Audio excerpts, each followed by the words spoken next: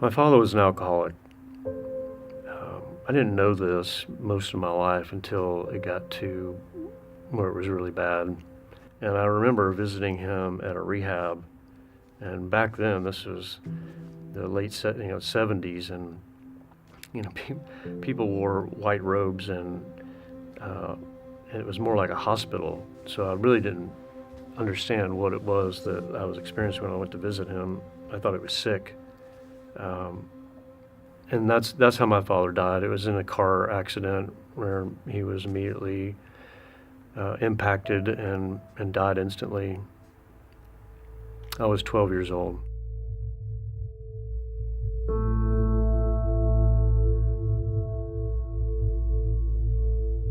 I didn't start drinking or using drugs as a party type thing. I would fill up mason jars full of vodka and hide it in my closet. I still had toys on the floor, and I would drink this thing until I was drunk.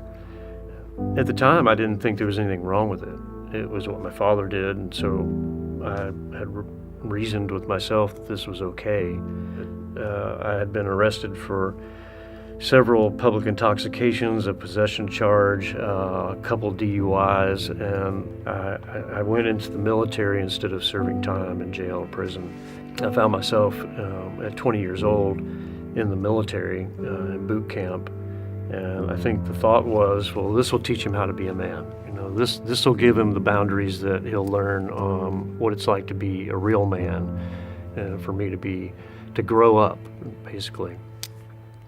Right out of boot camp, I served a year on the DMZ in Korea, and so hunting people is what my job was with live ammunition. And then after I left that situation, I went almost immediately into combat in Desert Shield, Desert Storm, after I had been deployed from the 101st Airborne. And I came back from the war, and I got out of the military just a couple months later. It was time for me to get out.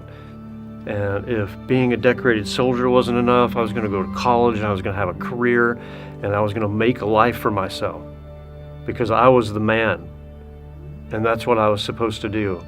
And I didn't realize that I was dealing with post-traumatic stress, and I was drinking and using more drugs than I'd ever done before.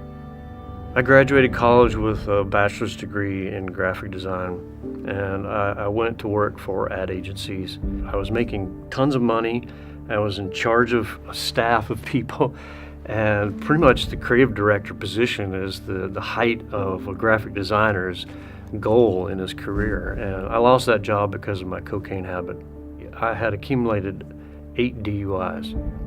And so my second wife, after I had left my career, she had filed for divorce. At this point, I was very unfaithful. I'd become a womanizer. I had to say no to it all. So at one point we met at the movies. He was drunk, and he had actually come to find out been with this other girl. I didn't know, but I knew that I wasn't going to have a date with him while he was drunk, so I said, I got to go. Actually, what ended up happening is that he did have an affair with another woman who called me at work and said, I'm in love with your husband and he's in love with me. So that was pretty crazy, and I was crushed. It got so bad at one point that I was homeless. I'll never forget it. It was December 12, 2012, and I woke up in a ditch in the middle of the night in the pouring rain. I didn't know where I was or how I got there. I was choking on the water, the drain off from the roads in this ditch, and I woke up and realized what was happening in the moment. And I think I was more afraid than I was ever in my entire life, because I felt defeated, ultimately defeated, that there was nothing left of life for me. I didn't know what to do. I just got up and started walking. But while I was walking, I was praying to God, and I was begging him. I was begging him to save me from myself. I wasn't even asking to be a righteous man, or I just wanted God to save me from myself. And that was the day. That was the day that I fully surrendered. I became my most vulnerable. I laid it all before the Lord, and I just said, and it doesn't matter whether I was a victim in life.